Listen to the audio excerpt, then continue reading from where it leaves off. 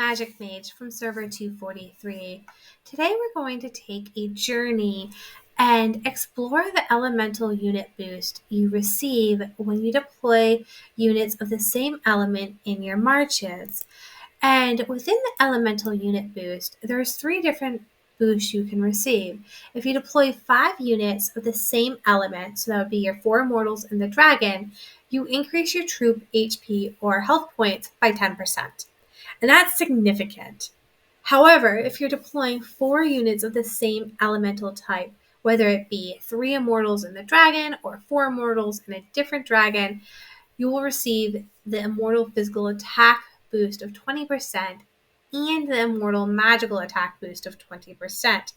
This is compound to the 3 units deployed of the same element, which would give you the physical defense 20% and a magical defense 20% for your immortals. So when you have 5 units, you're getting the troop HP 10%, your attack increased by 20%, and that physical defense and magical defense of 20%. If we are to reduce one of those immortals from our units, where I now have only 4 elements, and let's say I throw in Hannibal, now what you'll notice is I have grayed out my troop HP 10% boost, but I get to still keep the stackable immortal physical defense and immortal magical defense of 20%, and the immortal physical attack of 20% and immortal magical attack of 20%. If I were to throw in a different element, actually she's not a great one because she takes on the lightning element. So because she's a chaos immortal, so I maintain my 4 immortal boost. But if I were to throw in, let's say, Cleopatra, I will now have 3 units of the same element, which only grants me the physical defense 20% boost and the immortal magical defense 20% boost. So why is this important, and how can we use this to our advantage? Well, the first advantage you can use it for is when you're building your marches to ensure you are getting the boost. But let's look at it in a different perspective. Let's look at if you're fighting a march in relation to these boosts. And why am I bringing this up? Well, I actually have a great example. It's been taking me a while to find one for you. And the example actually is with a mixed earth-wind march. And when we go to this march lineup, we'll notice that in this battle particularly, I was able to win it. And there's a couple of things that come into play when I'm winning this battle. And I'll go through the stats afterwards. But the biggest thing I want you to pay attention to is in this battle here, the second to last battle I had, I was able to actually defeat Zenobia. And that did 2 things. The first thing is I now broke that 20% physical and a magical defense boost because she no longer has, moving into her next battle, 3 units of the same element. So I have now taken that piece away. The other thing I was able to do by removing Zenobia from her march was she no longer has heals to heal Alexander and Hannibal and Quinn to allow them to have that synergy that's required between them to be as effective. So we've removed the elemental boost to give them the defense, and we removed the heals to allow them to continue battling in a way that they were able to perform when Zenobia is in the march. And there's a really easy way to show when you do and do not have these elemental unit boost applied. So you'll notice here, once the battle starts, you have the same symbol as when you're looking at your troops that will show you what elemental boost you are receiving or your enemy is receiving while they are performing their attack against you. And in this case, you'll notice I do have only the physical defense and a magical defense that I am combating. She does not have the physical attack bonus or magical attack bonus or the troop HP because she only is deploying 3 units of the same march. Even after Zenobia is killed that unit still remains in place throughout this battle because she initially started with 3 of the elements in the same march. Where I am successful in being able to continue battling with the troop HP elemental boost. That is important because when we look at this next battle that we enter here, you'll notice that she has lost her elemental boost. So she doesn't have that 20% defense for both physical and magical attack. And that is significant because she no longer has heals and she from Zenobia, and she doesn't have those defenses that come from that elemental boost. And this is where you see those defenses. You can't easily read them on the reports. You really need to watch this replay to get those defenses in. And when we go back to our reports, there, like I said, there's a couple of things that allowed for me to be victorious in this battle. And typically, Jephazel is really good at defeating me. I believe in a year and about 3 months, this is the first time I've been able to actually beat her march.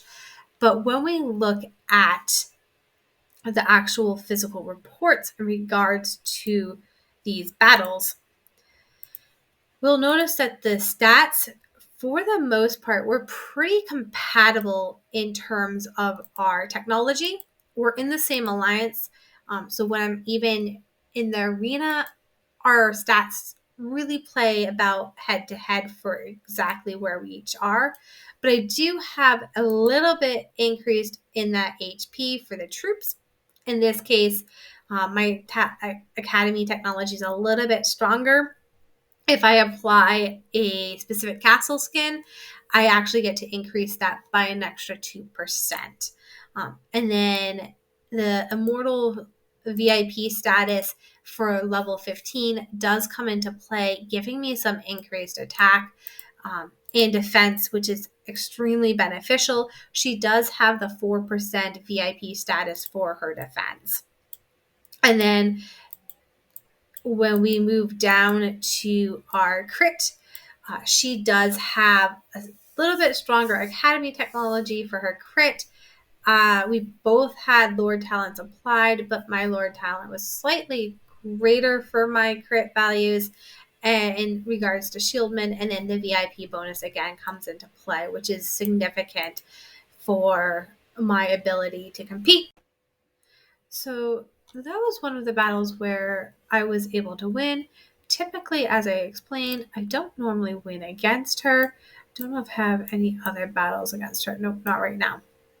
But we will see in this battle here, I'm starting off at a much lower HP in terms of my initial battle, which does make a difference for me being able to progress into that second and then that third march where I'm actually fighting against her earth wind march.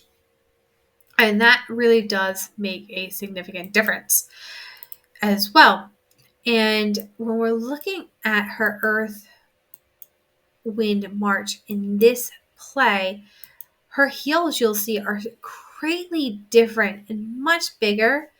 And that has to deal significantly with just Zenobia's health. Because when we're looking at her battle, when I am able to win in this mixed earth march, we'll notice that Zenobia's health is points that she's able to give her team. While still significant, it's not as significant as this battle here, where those health stats really do clearly have a display here. And when we look at this, we'll look at her heals within Healing Taken, and we'll see it's really with her ultimate skill and the skill Berserk that's coming into play, giving these heals for the immortals. And Berserk is not actually applied to Zenobia. Berserk is applied to Quinn. So Quinn is aiding in the heals as much as Zenobia in this case. Zenobia through her ultimate skill. And when we're looking at the overall health of those immortals in this battle, you'll notice in the one where I was a clear loser, she was able to keep the overall health for each of these immortals fairly high.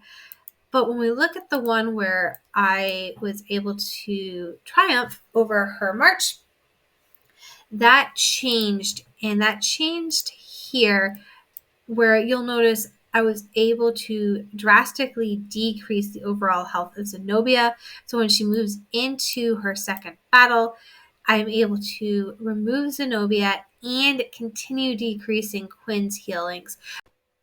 So we're going to go back to the battle reports one more time, and we're going to really look at who was able to affect damage on Zenobia here and what type of damage did she incur. So when we go into the stats here and look at my enemy, we're going to look at Zenobia here, and we're going to look at the damage she was taken. And really the damage she took here was from the fire dragon. And that's the only damage that she received, which was able to kill this player. Now, in the prior march, when we look at Zenobia and go back to her stats, we can see in this here, the damage she had taken was primarily from Genghis Khan, followed by Peter the Great and Tarnus. And now Tarnus' total damage done was about 39%.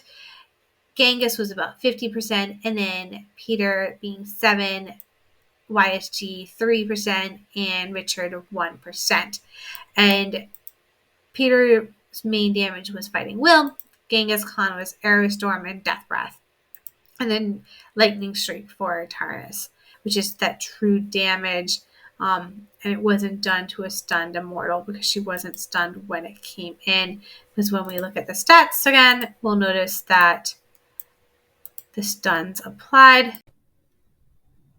So under the stats here, we will see that Richard was able to perform Heaven's Wrath. And when we look at the damage he was able to deliver under Heaven's Wrath, he was able to make 3 attempts. Of the 3 attempts, all 3 were normal attacks, and he was able to 100% deliver that damage under Heaven's Wrath, normal attacks 3 times. So we're looking for 3 stuns. When we go to Alexander, we'll notice that he was able to be receiving damage from Richard for 1 stun here at 22%. We'll notice that under Hannibal, we have for Richard also 1 stun at 100%, and for Zenobia, she also is stunned by Richard, 1 at 58%. And when we're looking at Richard particularly, you'll notice that for Zenobia, the Heaven's Wrath was just about equal to Alexander's. And there's a reason for that. So when we're looking also at Taurus, we'll notice that Lightning Streak was able to hit Zenobia. Under Taurus, we'll also notice Lightning Streak hit Alexander.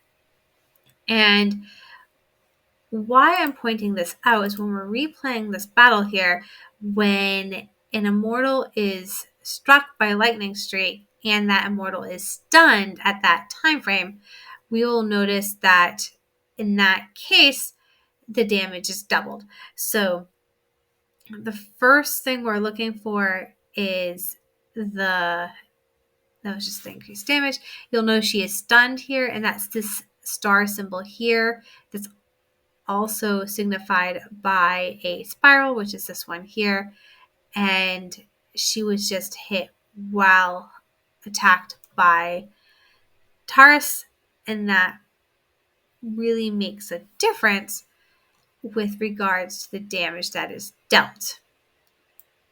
And the symbol we're looking at for Taurus, when we're looking at these pieces here, in terms of lightning streak, this one here is his lightning streak symbol. So when that one is deployed, which is that second skill when we're watching this battle, you'll notice this is the lightning streak symbol, which is that second symbol. So that one always comes up slower.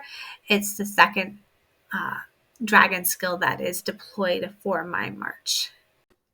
I do hope that looking at the different battle skills and particularly the elemental boosts that you're getting for the units when you're deploying marches of the similar units really can come into play for these Throne of Supreme battles, the arena battles, when you're in PvP situations where you're competing for honor. You can really understand the benefits of trying to at least destroy one of the elements within a unit to reduce those boosts they're getting, particularly if that unit is proceeding for an additional attack, whether it be in like a tower for KVK, the arena, or Throne of Supreme, where they're progressing on and you're able to attack again and they've lost that immortal where that boost is no longer applied.